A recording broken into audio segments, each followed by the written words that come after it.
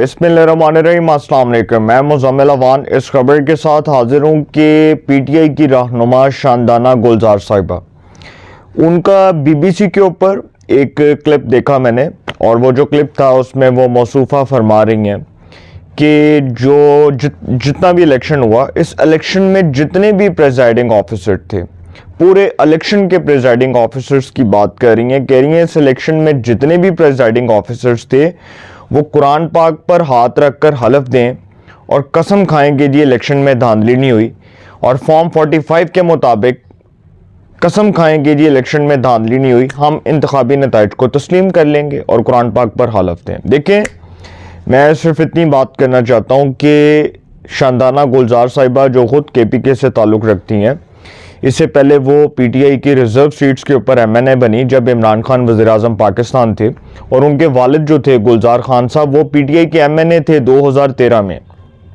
KPK से वो MNA elect हुए थे। मैं सिर्फ शानदाना गुलजार साहिबा से ये पूछना चाहता हूँ कि आप कहती हैं कि जी जितने भी प्रिजाइडिंग ऑफिसर्स हैं जो इलेक्शंस के दौरान अपने फ़राइज़ सर अंजाम दे रहे थे, पूरे इलेक्शन के प्रिजाइडिंग ऑफिसर्स की आप बात कर रही हैं, क्या KPK के अंदर इलेक्शंस फ्री एंड फेयर हुए हैं? ये बताएं कि जो KPK के अंदर प्रिजाइडिंग ऑफिसर्स जिनकी निगरानी में इलेक्शन हुए और जो नताइज आपके हक में आए, इसका मतलब वो दुरुस्त हैं, और जो नताइज आपके खिलाफ आए उसमें आप धांधली का रोना शुरू कर दें, हैं ना खेडांगे ना खेडन देंगे। वो पंजाबी की मिसाल है ना कि अपनी वरी आई थे को गुर हो गया। वो इसी तरह पीटीआई वाले वही दोबारा से वही काम कर रहे हैं जो 2013 में इन्होंने किया था, और आप सबको याद है कि उस वक्त धांधली का रोना रोया गया, और 4 हलकों की बात करके इमरान खान साहब ने पूरे इलेक्शन के अमल को मुतनाज़ बना दिया और कहा कि जी 4 हलके हैं और मेरी डिमांड ये है कि 4 हलके खोल दो। और जब वो 4 हलके खुले तो सर पटारी खुल गई, सारी झूठ की पटारी खुलकर सामने आ गई। और उस वक्त तो जज वही थे ना, जस्टिस नासिरुल मुल्क, उस वक्त चीफ जस्टिस ऑफ पाकिस्तान थे। उनकी सरबराही में जो है वो जुडिशल कमीशन बना, उसने तहकीकात की और उसने कहा कि जी कोई धांधली नहीं हुई। तो इमरान खान साहब को वहाँ से भी मुँह की खाना पड़ी। अब उनकी पार्टी पाकिस्तान तहरीक-ए-इंसाफ, देखें दरअसल धांधली की बात क्यों कर रही है। मैं आपको एक चीज़ बताऊं कि 2018 के इंतखाबात मेरी नज़र में नहीं, पाकिस्तान की तमाम सहाफ़ी बरादरी की नज़र में मुतनाज़े थे। वो सबसे रिग्ड इलेक्शन थे 2018 के। उसमें RTS बैठा, किस तरह नताइज को रोका गया, किस तरह से नून लीग का पंजाब में मैंडेट चोरी किया गया, किस तरह से वफाक में नून लीग का मैंडेट चोरी किया गया, किस तरह से इलेक्शन के अमल को मुतनाज़ बनाया गया।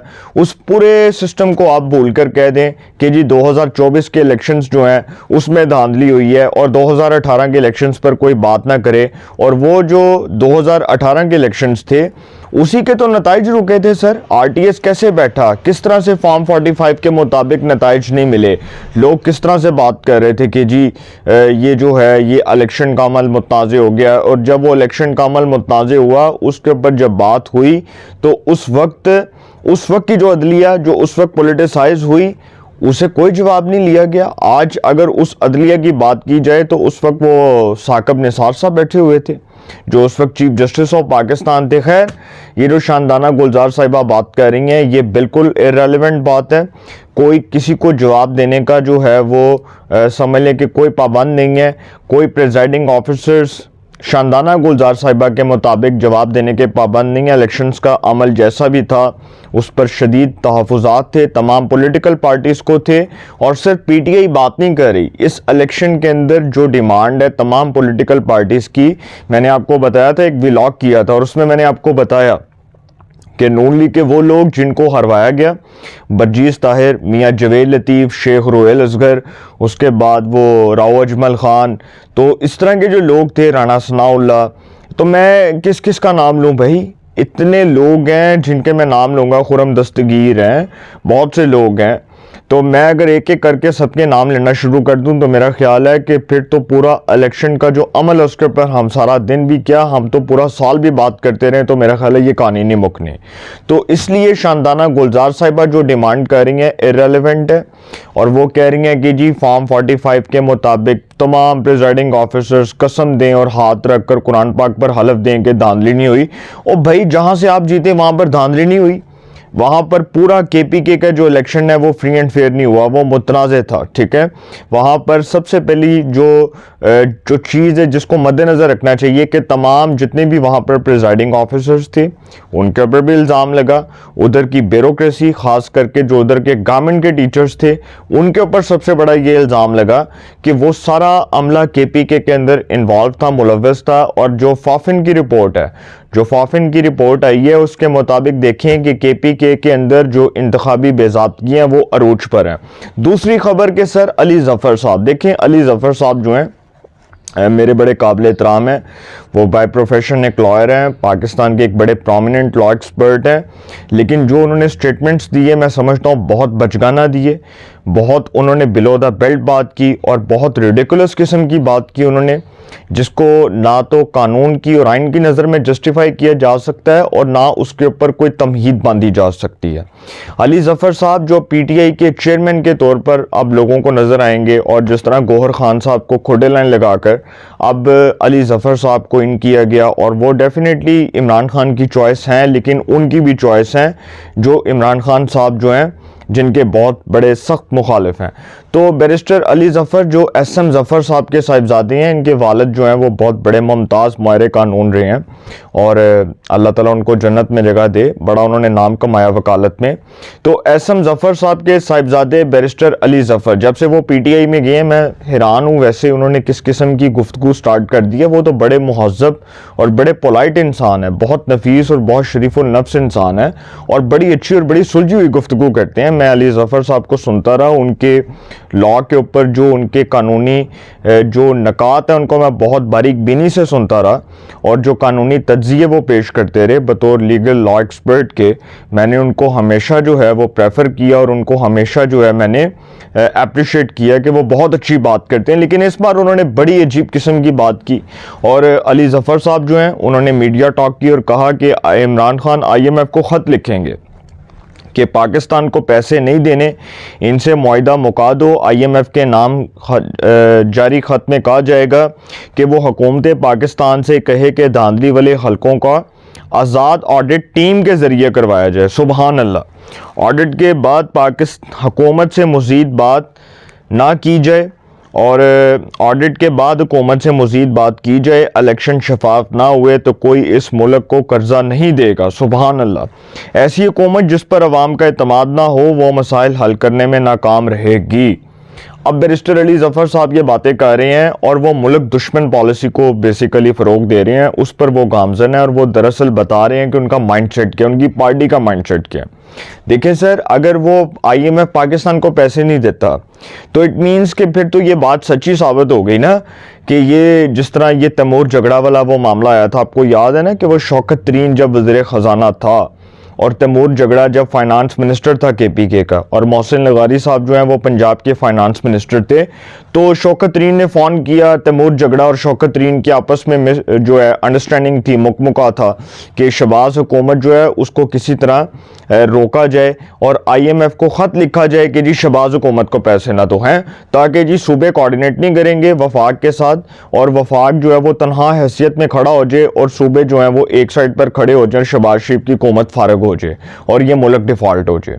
अब वो जो मुल्क दुश्मन पॉलिसी थी बज़ाहिर तो हमारी ऑनरेबल कोर्ट्स को भी चाहिए था कि उस पर आर्टिकल 6 लगाती शौकत तरीन के ऊपर, तैमूर झगड़ा के ऊपर, और दोनों को कटहरे में खड़ा किया जाता। और मोहसिन लगारी को जब फ़ोन पर कहा गया तो उसको कहा गया कि जी खबरदार, तुमने किसी किस्म का कोई ताउन नहीं करना है शहबाज हुकूमत के साथ, अगर वो तुम्हें कहते हैं तो तुमने इनकार कर देना है। तो वही बातें सर बैरिस्टर अली ज़फ़र ने की और उन्होंने दरअसल अपना माइंडसेट शो कर दिया, अपनी पार्टी का माइंडसेट शो कर दिया। और ये धांधली का जो रोना रो रहे हैं, ये तब क्यों नहीं बोले जब 2018 में इलेक्शंस जो हैं वो बहुत ज़्यादा मुतनाज़ थे, जब बहुत बाइस्ड किस्म के इलेक्शन हुए, जब बहुत इलेक्शंस की क्रेडिबिलिटी पर शदीद सवालात उठे, तब ये लोग क्यों नहीं बोले? तब इनकी गैरत कहाँ पर थी? तब जनाब इमरान खान वज़ीर आज़म थे और उस वक्त उनका उस वक्त की अपोजिशन के साथ जो रवैया था, जो नारवा सलूक था, जो आप समझ लें कि गैर जिम्मेदाराना रवैया था इमरान खान का, उसने उनको कहाँ तक पहुँचाया। उसके बाद भी आज ये बात कह रहे हैं कि जी हम इलेक्शंस के नताइज को नहीं मानते। भाई इलेक्शंस के नताइज का IMF के पैसों से क्या ताल्लुक है? इट मीन्स कि आप चाहते हैं कि पाकिस्तान डिफ़ॉल्ट हो जाए, पाकिस्तान जो है वो बर्बाद हो जाए। तो मैं अपनी ऑनरेबल कोर्ट से ये रिक्वेस्ट करूँगा कि अली ज़फ़र साहब पर आर्टिकल 6 लगाया जाए, उनके खिलाफ आर्टिकल 6 की कार्रवाई की जाए और वो बिल्कुल भी इस आप समझ लें कि इस म्यार के ऊपर पूरा नहीं उतरते कि वो बतौर चेयरमैन जो है वो PTI के काम करें। जो उनका माइंडसेट है, उन्होंने अपना माइंडसेट पहले शो कर दिया और बता दिया है कि दरअसल वो किस माइंडसेट के मालिक हैं। तीसरी खबर ये है कि सर लियाकत चड्ढा जो कमिश्नर रावलपिंडी, लास्ट खबर है जो मैं आपसे शेयर करने जा रहा हूँ। पहले उस बंदे ने बड़े स्टेटमेंट्स दिए और कहा कि जी इलेक्शंस में धांधली हुई, मुझे फांसी पर लगा दो, मैं सुबह नमाज पढ़ने उठा, उसके बाद मेरा ज़मीर जागा और मैंने सोचा कि मैं खुदकुशी कर लूँ, लेकिन मैंने सोचा खुदकुशी हराम है, फिर मैंने खुदकुशी नहीं की है। बड़ी उस बंदे ने कहानी बनाकर, वो प्रेम जनता की कहानी बनाकर लोगों के सामने पेश की और कहा कि जी इलेक्शंस के अंदर धांधली हुई थी। रावलपिंडी के अंदर जो है मैं भी धांधली में मुलव्वस था, मैं भी इन्वॉल्व था। 70-70 हज़ार की लीड से जो लोग जीत रहे थे उनको धांधली से हरवा दिया गया और जो हारे हुए थे उनको जितवा दिया गया और मैं जो है वो बराबर का शरीक हूँ, मैं मुल्ज़म हूँ। मुझे कानून के कटहरे के मुताबिक, कानून के कटहरे में खड़ा किया जाए और कानून के मुताबिक मुझे सज़ा दी जाए। मतलब देखें सर, उस बंदे ने अपना माइंडसेट शो किया, ठीक है। अब वो बंदे ने क्या किया कि अब उसकी एक आप समझ लें कि उसका स्टेटमेंट आया और उसने अब एक नई जो है ना वो नई बात छेड़ दी। अब उसने कहा कि जी मैंने जो अपनी पिछली बातें की थी वो सब प्रेशर में आकर की थी और PTI के कहने पर की थी और मैंने ये जो सारा कुछ किया था ये सारा प्री प्लान था। प्रोग्राम तो बढ़ गया, प्रोग्राम तो बढ़ गया। अब लियाकत चड्ढा का जी नया बयान आया और लियाकत चड्ढा ने जो नया बयान दिया वो अपने पिछले तमाम इल्ज़ामात से मुकर गया और कह रहा है कि जी मुझे शर्मिंदगी है, मैं शर्मिंदगी का इज़हार करते हुए माफ़ी मांगता हूँ। अब वो कहता है कि इलेक्शन में धांधली के इल्ज़ाम पर साबिक कमिश्नर रावलपिंडी लियाकत चड्ढा कहता है कि इलेक्शन कमीशन में बयान रिकॉर्ड करवा दिया है और अपने साबिका बयान से मुकर गया, मतलब अपने साबिका बयान से वो मुकर गया ना। तो वो चड्ढा कहता है कि जी गलत इल्ज़ामात लगाने पर माजरत ख़्वाह हूँ, मैं एक सियासी जमात के बेकावे पर आया और एक सियासी जमात के बेकाने पर अपना बयान दिया। मेरा बयान सरीहन गैर जिम्मेदाराना और गलत बयानी था। कौम से माफ़ी चाहता हूँ, शर्मिंदा हूँ। 9 मई को रिटायर हो रहा था और फिर वो मौसूफ कह रहे हैं कि सरकारी मराद छूटने से परेशान था। वो कह रहे हैं कि मुस्तकबिल और सरकारी मराद छूटने से परेशान था। ख़ुसूसन प्रोविंशियल सेक्रेटरी पंजाब के अहम ओहदे पर तैनाती के दौरान मैंने एक मखसूस सियासी जमात के एक बड़े ओहदेदार के साथ करीबी तल्लुकात बनाए ताकि मुस्तकबिल में काम आ सकें। मखसूस सियासी जमात का ये ओहदेदार 9 मई के वाक़यात में मुलव्वस होने की वजह से मफरूर हो गया, ठीक है। ताहम मेरा इससे रब्ता रहता था और मैं इसकी खुफिया मदद भी करता था। 11 फरवरी को मैंने खुफिया तौर पर लाहौर जाकर मखसूस सियासी जमात के इस रहनुमा से मुलाकात की, जहां इन्होंने मुझे 2024 के इलेक्शंस को धांधली ज़दा साबित करने के मंसूबे पर काम करने के लिए कहा और इस सिले में मुझे मुस्तकबिल में आला ओहदे का वादा किया। कहानी तो सर अब खुली, सारी नई कहानी खुली। प्रेस कॉन्फ्रेंस सोचे समझे मंसूबे के तहत की। चीफ जस्टिस का नाम जानबूझकर शामिल किया गया और मकसद इनसे मुतल्लिक अवाम में नफरत भड़काना था। अब उसने जो पहले इल्ज़ाम लगाया था chief justice of Pakistan, honourable chief justice of Pakistan और chief election commissioner Sikandar Sultan Raja, दोनों से मुतल्लिक वो अपने इल्ज़ाम से मुकर गया और अब वो कहता है कि जी इसका मकसद दरअसल अवाम के दिलों में इनके खिलाफ नफरत भड़काना था और कुछ भी नहीं था। सर जो उसने 9 मई से मुतल्लिक बात की है, इसका मतलब कि PTI इस पूरे गेम का, इस पूरे खेल का मास्टरमाइंड है, ठीक है। और PTI का प्रोग्राम धांधली का बढ़ गया और शानदाना गुलजार साहिबा और अली ज़फ़र, बहुत अच्छा होगा कि कमिश्नर रावलपिंडी से पूछें कि जो इल्ज़ामात आपने पहले लगाए थे अब उसकी आप खुद नफ़ी कर रहे हैं, तो फिर हमारा जो मंसूबा था बना बनाया वो तो खाक में मिल गया। और शानदाना गुलजार साहिबा जो तमाम जो है वो प्रिजाइडिंग ऑफिसर्स तमाम जितने भी प्रिजाइडिंग ऑफिसर्स हैं उनसे वो जवाब तलब कर रही हैं। बेहतर है कि वो अपनी पार्टी को पहले ये कहें कि एक ऐसा बयानिया बनाएं जिस पर अवाम एतबार भी करे। वो ऐसा बयानिया जो अवाम में बड़ी बुरी तरह पिट चुका है और बड़ी बुरी तरह नाकाम हो चुका है, उसको अब अवाम कबूल करने को तैयार नहीं है। अपनी राय का कमेंट्स में ज़रूर इज़हार कीजिएगा। इंशाल्लाह एक नए सेगमेंट के साथ फिर मुलाकात होगी। अपना बहुत ख्याल रखिएगा। अल्लाह निगहबान।